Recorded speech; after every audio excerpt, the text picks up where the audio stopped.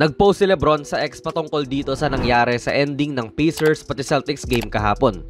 Sa mga idol nating hindi po nakaiintindi, ito ang ating munting translation niyan. Sabi niya, "Kita nyo ba yung sinabi ko? Malinaw na natamaan sa likod ng ulo si Jaylen Brown. Nireview nila ang play para lang baliktarin at sabihin hindi niya tinamaan yung ulo. Ang ganda-ganda ng laro para lang magkaroon ng ending na ganon. Ngayon nakikita nyo na kung bakit nag-aalagorilla ako kapag nangyayari yon." Referring syempre sa nangyari last season. So ano ba yung sinasabi ni Lebron na yon? Well, ito yan. Kita nyo naman mga idol kung gaano to ka-crucial. All 131 tapos less than 10 seconds na lang po ang nalalabi sa oras. So kahit na anong shot literal, pwedeng manalo ka. Kasi magpapalamang to sa team mo dahil wala si Tatum, ayan siya na nakagayak at nakapulang pantalon, malamang kay Jaylen Brown ibibigay ang bola. Halata naman din kasi naka 40 points siya this game. And kita nga natin siya na sinusubukang kuyugin ng Pacers. Si McConnell, makiki-double dyan. Sabay tatakbo pa po itong si JB kay Buddy Hield. And magandang awareness din to kay Hield mga idol. Nasa likod siya ni Brown, kinontest niya tong tira and agad namang tumawag si ref ng foul. May challenge pa ang Pacers mga idol kaya matik challenge nila to kasi pwede naman ding mabaliktad.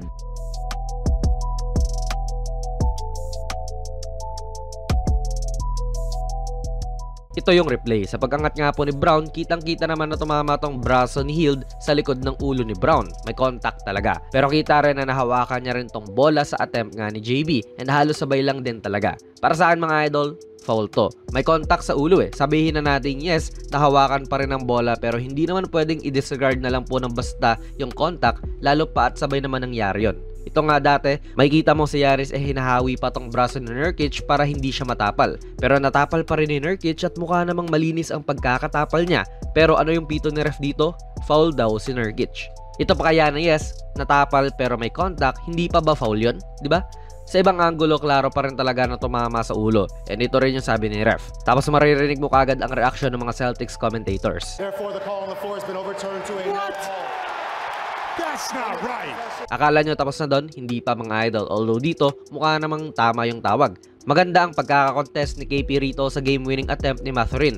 Pero sabi ni ref, foul daw.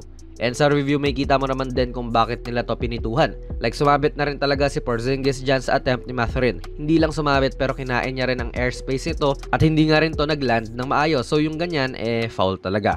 Pero ito ang very last play, nakakaibang lineup talaga. Ngayon lang ako nakakita ng ganito, 7 big man ang nasa court ngayon dahil 3/10 of a second na lang For sure, tip lang po ang gagawing play ng Boston dyan and muntik pa nga nilang maipasok to, sayang.